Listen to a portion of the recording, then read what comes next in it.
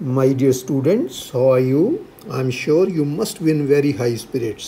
प्यारे बच्चों, आप में से जो बच्चे 10th करके +1 में आ रहे हैं और मेडिकल या नॉन मेडिकल ऑप्ट कर रहे हैं, उनके लिए हमें फिजिक्स में सबसे पहले एक मैथमेटिकल टूल्स करने पड़ते हैं। मैथमेटिकल टूल्स का मतलब कि मैथमेटिक्स के ऐसे फार्मूले या ऐसी टेक्निक्स जो हम फिजिक्स में डेरिवेशंस करने के लिए या न्यूमेरिकल करने के लिए यूज़ करेंगे, उनको हम बोलते हैं मैथमेटिकल टूल्स।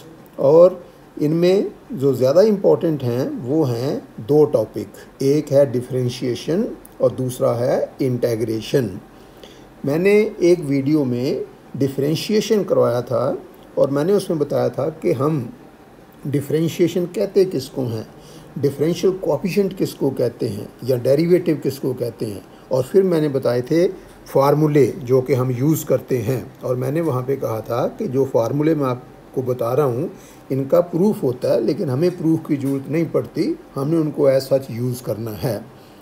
और डिफरेंशिएशन की काफ़ी सारी एग्जांपल्स करवाने के लिए मैं अभी और वीडियो डालूँगा ऑन डिफरेंशिएशन आल्सो, लेकिन जो आज का वीडियो है मेरा, it is based on integration. तो सबसे पहले हम समझते हैं कि what do you mean by integration. In fact जो इंटीग्रेशन है छोटी छोटी चीज़ों को ऐड करने की मैथमेटिकल टेक्निक है, और हम कहते हैं कि integration is the inverse process of differentiation. Inverse का मतलब उल्टा प्रोसेस, ये डिफरेंशिएशन का बिल्कुल उल्टा प्रोसेस है। जैसे अगर मैं दरवाज़ा खोलने को कह दूं डिफरेंशिएशन, तो दरवाज़ा बंद करने को मैं कहूँगा इंटीग्रेशन। अब इसको और भी अच्छी तरह समझने के लिए let us take some examples. मान लो आपके पास कोई फंक्शन है, मैंने आपको बताया था कि जब मान लो y है, y की वैल्यू x पे डिपेंड करती है, तो हम कहते हैं कि y is a function of x, और उसको हम देख देते हैं f into x, f bracket में x। और फिर मैंने आपको बताया था कि f ब्रैकेट में x का मतलब ये नहीं है कि f इंटू एक्स, ये एक सिंबल है जिसका मतलब होता है कि y या जो भी चीज़ लेफ़्ट साइड पे है is a function of x, यानी कि जो लेफ़्ट साइड पे चीज़ है उसकी वैल्यू किस पे डिपेंड करती है, x पे। और जरूरी नहीं कि हम इसको स्मॉल एफ एक्स ही लिखें, we can write it as capital F X also, तो कोई फ़र्क नहीं पड़ता, जहाँ हम 5x भी लिख सकते हैं। सो इन सब का मतलब है कि it's value depends upon x। तो मान लो हमारे पास कोई फंक्शन है कैपिटल एफ एक्स, हम उसको डिफरेंशिएट करते हैं तो जो हमारा आंसर आ जाता है वो आ जाता है स्मॉल एफ एक्स। इसका मतलब जिसको हमने डिफरेंशिएट किया उसकी वैल्यू भी x पे डिपेंड करती है, जो हमारा जवाब आया उसकी वैल्यू भी x पे डिपेंड करती है। मैं फिर रिपीट करता हूँ, हमारे पास कोई फंक्शन है कैपिटल एफ एक्स, ये x का फंक्शन है, यानी कि इसकी वैल्यू x पे डिपेंड करती है। और जब उसको हमने डिफरेंशिएट किया, यानी कि उसका डिफरेंशियल कोएफिशिएंट या डेरिवेटिव निकाला, तो वो मान लो आ गया स्मॉल एफ एक्स। अब स्मॉल एफ एक्स का मतलब फंक्शन ऑफ एक्स है। अब फ़र्क क्या है, जैसे मान लो y इक्वल एक्स स्क्वेयर लिखता हूँ मैं, तो y की वैल्यू किस पे डिपेंड करती है, x पे, और x का स्क्वेयर फिर करेंगे। लेकिन मान लो मैं y लिख देता हूँ इक्वल टू साइन एक्स, अब भी वैल्यू y की किस पे डिपेंड करती है, x पे, क्योंकि साइन x का मतलब अगर x 0 होगा तो y साइन 0 यानी कि 0 आ गया। अगर x जो है वो π/4 होगा तो y साइन π/4 आ गया, 1/√2 आ गया। अगर x 90 डिग्री हो गया तो y साइन 90 इक्वल 1 हो गया। लेकिन y equal x square different function है और y equal sine x different function है। इसलिए एक फंक्शन का नाम मैंने रखा कैपिटल एफ एक्स, जिसका हमने डिफरेंशियल कोएफिशिएंट निकाला और हमारा आंसर जो आया वो डिफरेंट फंक्शन ऑफ एक्स आ गया, उसका नाम मैंने रखा small F X. Then integral of the function small F X with respect to X is capital F X. तभी इसको इन्वर्स प्रोसेस बोलते हैं डिफरेंशिएशन का, कि जिस फंक्शन का आपने डिफरेंशियल कोएफिशिएंट निकाला उसका आंसर को और फंक्शन आ गया, और जो और फंक्शन आया उसका अगर इंटीग्रल निकालें हम रिस्पेक्ट टू एक्स, तो वो पहला फंक्शन आ जाएगा जिसका हमने डिफरेंशियल कोएफिशिएंट निकाला था। और इसको लिखते कैसे हैं, साइन ऑफ इंटीग्रेशन, ये जो ऐसे करके एस की तरह, कैपिटल एक्स की तरह, इसके कैपिटल एस की बीच वाली लाइन जो लंबी कर दो, एफ एक्स डी एक्स, इसको हम क्या बोलते हैं, साइन ऑफ इंटेग्रेशन। और इसको पढ़ना कैसे है, it is read as integral of F X with respect to x, D x का मतलब है विद रिस्पेक्ट टू एक्स। तो हमारा क्या आंसर आ गया, कैपिटल एफ एक्स। मैंने क्या कहा कि कैपिटल एफ एक्स का डिफरेंशियल कोएफिशिएंट निकाला तो क्या आ गया, स्मॉल एफ एक्स। तो फिर स्मॉल एफ एक्स का इंटेग्रल निकालेंगे तो क्या आ जाएगा, capital F x. That is the meaning of the statement that integration is the inverse process of differentiation. अब ये जो मैंने पहले साइन ऑफ इंटेग्रेशन डाला, फिर एफ एक्स लिखा, फिर डी एक्स लिखा, तो इसको पढ़ना कैसे है, मैंने अभी आपको बताया, इसको पढ़ना है integral of small F X with respect to X. ये डी एक्स लिखना बहुत इंपॉर्टेंट है। इसकी इंपॉर्टेंस समझने के लिए आप ऐसे सोचो कि आप कोई ऐसे लिख रहे हैं, ऐसे लिखते लिखते आपने कहीं पे कोई ब्रैकेट शुरू कर दी, और अगर वो ब्रैकेट कहीं बंद ही नहीं करते तो फिर ब्रैकेट शुरू करने का कोई मतलब नहीं रह जाता। तो इसलिए ये जो साइन ऑफ इंटेग्रेशन है, इसको समझ लो ब्रैकेट शुरू, फिर जिस चीज़ का, जिस फंक्शन का हमने इंटेग्रल निकालना है, जैसे यहाँ पे निकालना है स्मॉल एफ एक्स का, वो लिख दो, और फिर लिख लो डी एक्स। तो ये डी एक्स लिख के एक किस्म की हमने ब्रैकेट बंद कर दी। तो जो भी मैं आपके फार्मूले अभी बताऊँगा वो तभी ट्रू होंगे जब यहाँ पे लिखा होगा डी एक्स या डी टी। वो डिपेंड करता है कि किसके रिस्पेक्ट टू हमने इंटेग्रेट करना है। So I again repeat this, कैसे पढ़ेंगे हम इसको, integral of small F X with respect to X is equal to capital F X. और ये जो स्मॉल एफ एक्स है जिसका हमने इंटेग्रल निकाला, इसको बोल देते हैं इंटेग्रेंड, INTEGRAND। क्या बोलते हैं इसको बेटा, इंटेग्रेंड, याद रखना। सो ये मैंने नीचे लिख भी दिया है कि integral F X D X is read as, कैसे, integral of F X with respect to X, जो कि मैं आपको बता चुका हूँ। अब हम एग्जाम्पल लेते हैं एक। आपको पता है मैंने डिफरेंशिएशन में बताया था, आपको कहा था कि ये फार्मूले आपने याद करने हैं। तो एक फार्मूला मैंने बताया था, D D x of sine x equal to cos X. So sine X की वैल्यू किस पे डिपेंड करती है, एक्स पे। That means sine X is a function of X. Answer हमारा क्या आया, कॉज एक्स। कॉज एक्स की वैल्यू भी किस पे डिपेंड करती है, एक्स पे। लेकिन ये साइन एक्स है और ये कॉज एक्स है, यानी फंक्शन डिफरेंट है। तो अगर मैं ये जो साइन एक्स है इसका नाम रख लूँ कैपिटल एफ एक्स और कॉज एक्स का नाम रख लूँ स्मॉल एफ एक्स, तो इसका मतलब मैंने कैपिटल एफ एक्स का डिफरेंशियल कोएफिशिएंट यानी कि साइन एक्स का डिफरेंशियल कोएफिशिएंट निकाला, तो वो आ गया स्मॉल एफ एक्स यानी कि कॉज एक्स आ गया। तो अभी जो मैंने आपको डेफिनेशन बताई इंटेग्रेशन की, फिर अगर हम कॉज एक्स का इंटेग्रल निकालेंगे तो क्या आंसर आएगा, साइन एक्स। सो देयरफॉर ये देखो मैंने लिखा साइन ऑफ इंटेग्रेशन, फिर लिखा कॉज एक्स जिसका नाम इंटेग्रेंड है, और फिर लिखा डी एक्स। अब इसको पढ़ना कैसे है, integral of cos x D with respect to X, तो क्या आंसर आ गया, साइन एक्स। इसी तरह देखो बेटा, D D x of cos x होता है माइनस साइन एक्स, तो बताओ साइन एक्स का इंटेग्रल क्या आ जाएगा, माइनस कॉज एक्स, क्योंकि ये नेगेटिव साइन इस तरफ आ जाएगा। तो इसको लिखना कैसे है, integral sine x D x equal to minus cos X, और पढ़ना कैसे है, integral of sine X with respect to X equal to minus cos X. अब यहाँ पे एक नोट मैंने लिखा है, ये जो सिंबल है ये समेशन वाला सिंबल, मैंने आपको बताया कि एक्चुअली इंटेग्रेशन क्या है, it is a mathematical technique of summation adding small small quantities. तो उसको आपको पता, आपने 10th में पढ़ा, हम ये वाला सिंबल भी यूज़ करते हैं समेशन के लिए, लेकिन ये तब यूज़ करते हैं जब वैल्यूज़ डिस्क्रीट हों, अलग अलग वैल्यूज़ हों। लेकिन अगर समेशन कॉन्टीन्यूस फंक्शन की निकालनी है तो फिर हम यूज़ करते हैं sign of integration. Now there are some fundamental फार्मूले ऑफ इंटेग्रेशन, और जैसे मैंने आपको डिफरेंशिएशन में बताया था कि वो जो फार्मूले हैं जो वहाँ पे बताए थे उन सब के प्रूफ होते हैं, इस तरह इनके सब के प्रूफ हैं, लेकिन यहाँ पे हम इनको याद कर लेंगे और यहाँ पे जरूरत पड़ेगी, क्योंकि वी आर टू यूज़ दीज फार्मूले as tools in our study of physics in deriving some articles or in solving numericals.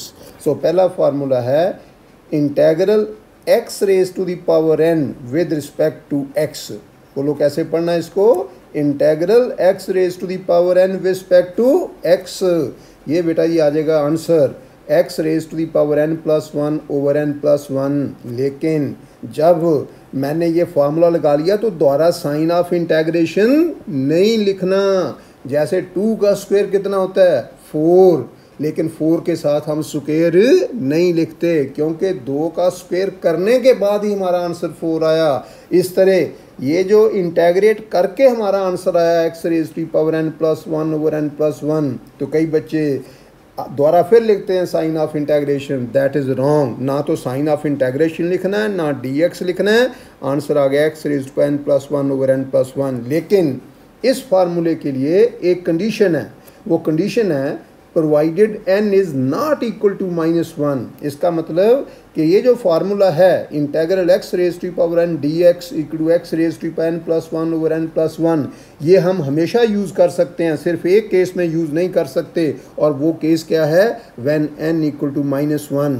क्योंकि अब इसका मैं कारण बता रहा हूँ, क्योंकि नीचे मैंने लिखा कि इफ़ n इक्वल टू -1, तो फिर देखते हैं क्या हो जाएगा।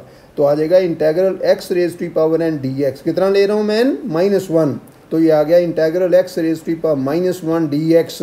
लगाओ अब ऊपर वाला formula x raise to power n plus one, और n यहाँ पे कितना है -1, -1 plus one over -1 plus one, तो ये आ गया x raise to power 0 over 0। आपको पता है anything raise to power 0 equal to 1, तो ये आ गया 1 over 0। and anything finite over 0 is infinity and that carries no meaning। इसका मतलब ये फार्मूला फेल हो गया अगर n किसके बराबर हो, -1 के बराबर हो। लेकिन अगर -1 नहीं है तो n की जितनी मर्जी वैल्यू हो, चाहे पॉजिटिव हो चाहे नेगेटिव हो, चाहे फ्रैक्शन हो, पॉजिटिव फ्रैक्शन हो नेगेटिव फ्रैक्शन हो, आप ये फार्मूला यूज़ कर सकते हैं। और जब n इक्वल टू -1 होता है तो आगे जाके मैंने फार्मूला लिखा हुआ ये आ जाएगा x raise to power -1 dx का क्या बन जाएगा 1 ओवर x dx। तो आगे जाके मैं आपको बताऊंगा ये होता है log x to the base e। Then second formula integral dx equal to, अब देखिए dx को मैं लिख सकता हूँ 1 इंटू dx, कोई फर्क नहीं पड़ा because 1 into dx is dx। अब 1 को मैं क्या लिख सकता हूँ x रेज टू पावर 0, साथ में dx आ गया। अब देखिए ये बन गया x raise to power n dx, और n यहाँ पे कितना हो गया 0, तो हमारा आंसर आया वो ऊपर वाला नंबर 1 फार्मूला जो वो लगा के x raise to power 0 plus 1 over 0 plus 1, ये आ गया x रेज टू पावर 1 यानी कि x ओवर 1 आ गया यानी कि x आ गया। So remember integral dx equal to x। Similarly integral dt equal to t, integral dv equal to v, integral ds equal to s, integral d theta equal to theta and so on. So आपने याद रखना, बहुत बार ये हमारे numericals और article करने में काम आएगा formula. Then third formula is that if u, v, w, so on are all functions of x, that means the values of u, v and w depend upon x, then integral u plus minus v plus minus w plus minus so on dx, that means integral of u plus minus v plus minus w plus minus so on with respect to x equal to, अब जैसे differentiation में हमने किया था वहाँ पे एक एक का डिफरेंशियल कोएफिशिएंट निकाला था, यहाँ पे एक एक का इंटेग्रल निकाल लेंगे। तो ये आ जाएगा इंटेग्रल u dx, आगे अगर प्लस साइन है प्लस डाल दो, माइनस है माइनस डाल दो, v dx। नेक्स्ट अगर प्लस साइन है प्लस डाल दो, माइनस है माइनस डाल दो, तो w dx plus minus so on.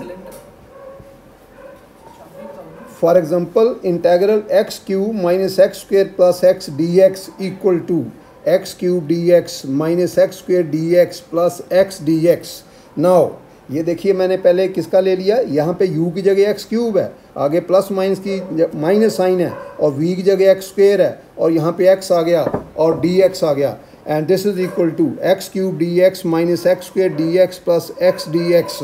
This is equal to x raise पर 3 plus 1 over 3 plus 1 minus x raise पर 2 plus 1 over 2 plus 1 plus x raise to power 1 plus 1 over 1 plus 1। तो ये आ जाएगा x 4/4 minus x cube by 3 plus x square by 2। ये जो अब मैंने फार्मूला लगाया वो पहला फार्मूला जो है एक्स रेज पर n dx वाला, तो ये हमारा आंसर आ गया। Next fourth formula, if c is a constant and u is a function of x, then integral c into u d x equal to c as it is into integral of u dx। जैसे differentiation में हम constant वैसे ही बाहर निकाल लेते हैं, इसी तरह यहाँ भी हमने वैसे ही बाहर निकाल लिया, c वैसे ही आ गया integral u dx। For example integral 4x cube dx equal to 4 integral x cube dx equal to, ये 4 वैसे आ जाएगा। अब x raise to power n plus 1 over n plus 1, वो आ गया 3 प्लस 1 ओवर 3 प्लस 1, वो आ गया 4 इंटू एक्स 4 बाई 4, 4 से 4 कैंसिल हो गया, तो ये आ गया x raise to power 4। Then fifth formula is integral sine x D x equal to minus cos x. ये मैंने ऊपर भी आपको बताया, इसको याद कर लेना आपने। हाँ, अगर साइन एक्स की बजाय एक्स बजाय यहाँ ए एक्स हो, यानी कि sign a x D x हो, तो ये आएगा जैसे ऊपर साइन एक्स का क्या आया माइनस कॉज एक्स, तो साइन ए एक्स का क्या आ जाएगा minus cos a x over आ जाएगा d D x of a x equal to minus cos a x over. देखिए डिफ्रेंशिएशन में मैंने आपको बताया था कि कांस्टेंट को वैसे लिख लो, ए बार आ गया into d D x of x, और आपको पता डिफ्रेंशिएशन में हमने पढ़ा d D x of x is 1, तो ये आंसर आ गया minus a x divided by a. So that is this formula. Next integral cos x D x, ये भी मैंने आपको ऊपर बताया था, that is equal to sine x, और अगर कॉज एक्स भी है कॉज ए एक्स हो तो फिर वही फार्मूला जैसे मैंने आपको ऊपर समझाया divided by d D x of a x आ जाएगा, and this will be equal to sine a x divided by a. Then integral secant square x D x equal to tangent x, integral cosecant square x D x equal to minus cotangent x, then integral secant x tangent x D x equal to secant x, integral cosecant x cotangent x D x equal to minus cosecant x, then integral 1 over x D x, वो जो मैंने आपको शुरू में बताया था कि अगर एक्स माइनस 1 हो तो एक्स रेज पर माइनस 1 आ जाएगा 1 ओवर एक्स डी एक्स, तो ये होता है log x to the base e, और अगर एक्स की बजाय ए एक्स प्लस बी हो नीचे तो आ जाएगा log a x plus b to the base e divided by d D x of a x plus b. ये ऊपर तो वैसे ही आ गया, नीचे आ जाएगा d D x of a x plus b. अब ए एक्स का आएगा, ए कांस्टेंट है, एक्स का 1 आ गया प्लस बी का आ गया 0, तो ये बन गया log a x plus b to the base e divided by a. Then twelfth formula is integral e raise to power x D x, ये e raise to power x होता है, अगर आपको याद हो डिफ्रेंशिएशन में भी d D x of e raise to power x equal to e raise to the power x ही होता है। और अगर मान लो x का पावर है की ए एक्स प्लस बी, जैसे कुछ भी हो सकती है, 2x प्लस 3 हो, 4x प्लस 5 हो, एक्स स्क्वेयर हो, कुछ भी हो, तो वो आंसर आ जाएगा e raise to the power a x plus b, तो आना ही आना है divided by d D x of a x plus b, and this will be equal to e raise to the power a x plus b over a constant है into d D x of x, that is 1 plus b का आ गया 0, तो answer आ गया e raise to the power a x plus b divided by a. Then next formula, integral of a raised to the power x dx with respect to x equal to a raised to the power x over log a to the base e। जैसे example है integral 5 raised to the power x with respect to x will be equal to 5 raised to the power x over log 5 to the base e, that therefore e raised to the power x dx क्या आ जाएगा, जो ऊपर मैंने लिखा वो e raised to the power x क्यों आता है, क्योंकि अगर मैं ये वाला फार्मूला यूज़ करूँ तो 5 की जगह कितना आ गया यहाँ पे e, तो आ गया e raised to the power x over log e to the base e। And what is log e to the base e, जब बेस सेम हो, जिसका log है वही बेस हो, तो आंसर 1 आता है, तो ये 1 आ गया e raised to the power x over 1 e raised, that is why integral e raised to the power x dx is e raised to the power x। then constant of integration, देखिए D D x of sine x किसके बराबर है cos x, तो इसलिए cos x का integral क्या आ जाएगा sin x, लेकिन अगर sin x की बजाय मैं ले लूँ D D x of sin x plus 1, तो वो आ जाएगा sin x का आ गया cos x प्लस 1 का आ गया 0, बिकॉज 1 इज कांस्टेंट, वो भी कितना आया cos x, इसका मतलब sin x का डिफरेंशियल कोएफिशिएंट भी cos x है और sin x प्लस 1 का डिफरेंशियल कोएफिशिएंट भी cos x है, तो इसका मतलब क्या हुआ कि cos x का इंटेग्रल sin x भी हो सकता है और cos x का इंटेग्रल sin x प्लस 1 भी हो सकता है। इसी तरह मान लो sin x प्लस 2 है तो भी आंसर आएगा cos x dx का आ जाएगा sin x प्लस 2। क्यों? क्योंकि D D x of sin x plus 2 is again cos x, क्योंकि साइन का हो गया sin x का cos x और 2 कांस्टेंट है उसका हो गया 0 and so on. In general अगर d D x of sine x plus some constant c कोई भी कांस्टेंट हो सकता है, ये फ्रैक्शन में हो सकता है, जो सा मर्जी कांस्टेंट हो, तो जवाब आना है cos x। तो इसलिए cos x का जो इंटेग्रल है that can be equal to sin x plus c. तो ये जो यहाँ पे सी आता है इसका मतलब जितने भी मैंने आपको ऊपर फार्मूले बताए हैं उन सब में जो भी फार्मूला लिखा मैंने हम प्लस सी लिख सकते हैं और सी को हम क्या बोलते हैं कांस्टेंट ऑफ इंटीग्रेशन। लेकिन आम तौर पे हम ये नहीं लिखते, लेकिन अंडरस्टूड है कि उसके साथ कांस्टेंट ऑफ इंटीग्रेशन आता ही है। और आप देखिए कांस्टेंट आता है तो उसकी तो कुछ ही वैल्यू हो सकती है, इसका मतलब जो हमारा आंसर आया that is not a definite answer. तो ऐसे इंटीग्रल्स को हम बोलते हैं इनडेफिनिट इंटीग्रल्स, क्योंकि आंसर डेफिनेट नहीं है। दूसरे तरह के डेफिनेट इंटीग्रल भी होते हैं, वो आपको मैं नेक्स्ट वीडियो में बताऊंगा। Next is there are two methods of integration.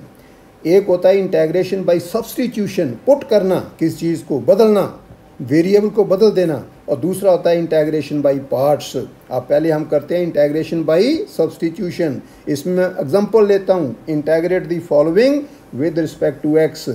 दो मैं क्वेश्चन यहाँ पे कर रहा हूँ, एक टेंजेंट एक्स दूसरा कोटेंजेंट एक्स। तो मैं लिखता हूँ कि लेट आई मीन्स इंटीग्रल जो मैंने निकालना है इक्वल टू किसका निकालना है, टेंजेंट एक्स। क्या था question, integrate with respect to x. इसका मतलब इंटीग्रल निकालो विद रिस्पेक्ट टू एक्स, यानी कि इंटीग्रेट करो with respect to x. So let I equal to integral tangent x D x. अब टेंजेंट एक्स को क्या लिख सकता हूँ मैं, sine x over cos x, साथ में आ गया डी एक्स, क्योंकि आपको पता है tangent x is sine x over cos X. अब देखिए मेरे पास कोई सीधा तो फार्मूला है ही नहीं कि इंटीग्रल टेंजेंट एक्स कितना है, ये तो हमने पढ़ा ही नहीं है। ऊपर मैंने आपको साइन एक्स बताया, कॉज एक्स बताया, फिर मैं टेंजेंट एक्स पे नहीं गया क्योंकि वो सीधा नहीं है। अब हम क्या करते हैं, पुट करते हैं, सब्स्टिट्यूट करते हैं। तो हम कहते हैं put cos x equal to t, ये जो डिनोमिनेटर है इसको टी करो। अब टी को और वेरिएबल है, now differentiating both sides we get d D x. अब कॉज एक्स आ गया लेफ्ट साइड पे और राइट पे आ गया d t by d x. अब बताओ कॉज एक्स का क्या होता है differential coefficient, minus sine x, ये आपने पढ़ा है डिफरेंशिएशन वाले वीडियो में। ये आ गया equal to d t by d x, cross multiply करो तो आ गया sine x into d x, sine x into d x. ये नेगेटिव साइन मैं डी टी की तरफ ले गया, ये आ गया minus d t. Therefore from equation 1, अब क्या करो, ये जो 1 इक्वेशन है इसमें कॉज एक्स की जगह पुट कर दो टी और साइन एक्स डी एक्स की जगह पुट कर दो माइनस डी टी। तो आई आ गया equal to integral minus d t over t. ये नेगेटिव साइन बाहर लिख लो साइन ऑफ इंटेग्रेशन के, तो integral 1 over t d t. अब इसको कंपेयर करो with 1 over x D x. ध्यान से सुनो, वेरिएबल कोई भी हो सकता है, हमेशा x नहीं होता। लेकिन जो फार्मूला मैंने आपको बताया कि जैसे 1 ओवर एक्स डी एक्स का log x to the base e वही लगेगा। अगर 1 ओवर टी डी टी है तो क्या आ जाएगा, log t to the base e. अगर 1 ओवर z डी जेड है, हाँ एक चीज़ जुड़ी है कि अगर यहाँ पे t है तो यहाँ पे dt होना ही चाहिए। ये नहीं हो सकता कि यहाँ पे तो t है यहाँ पे dx है, फिर ये फार्मूला नहीं लगेगा।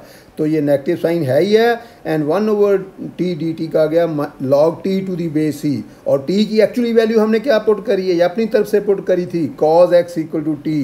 तो हमने पुट कर देना अब t की जगह cos x। तो ये देखिए माइनस log t का मतलब cos x to the base e and that is the answer to this. अब इसको आपने याद कर लेना है। सो ये देखो मैंने लिख दिया, इसको भी आप एज फार्मूला याद कर लो, integral tangent x D x equal to minus log cos x to the base ही।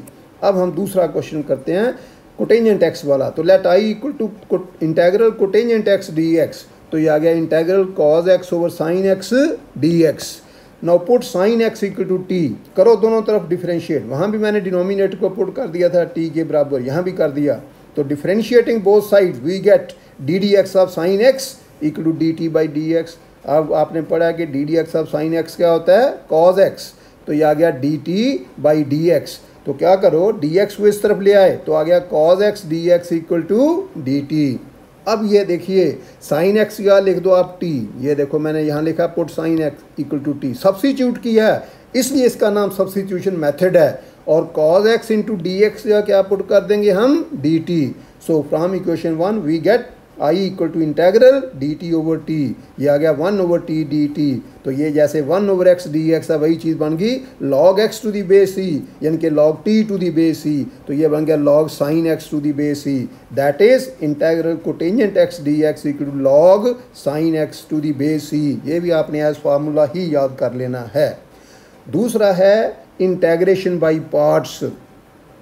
ये क्या फार्मूला है कि if u and v are both functions of x, यानी कि u की वैल्यू भी x पे डिपेंड करती है और v की वैल्यू भी x पे डिपेंड करती है, then integral of the product of u and v with respect to x, इसको क्या पढ़ेंगे, integral u v with respect to x, where u is a function of x, v is a function of x।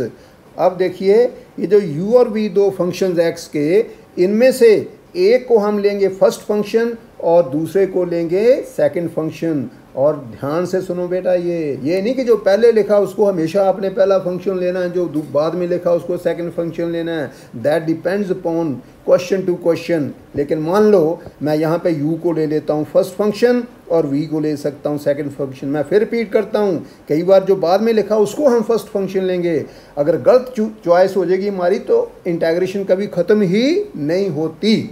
लेकिन मान लिया कि हमने u को first function ले लिया और v को सेकंड, तो इसका आंसर आएगा first function as it is into integral of the second function minus integral of किसका, differential coefficient of the first function, जिसको मैंने यहाँ पे वैसे ही लिख दिया था उसका यहाँ पे आ गया डिफरेंशियल कोएफिशिएंट, इनटू दूसरे का मैं लूँगा integral of the second function, multiply कर दूंगा, मल्टीप्लाई करके जो आएगा उसका मैं इंटेग्रल लूँगा विद रिस्पेक्ट टू x।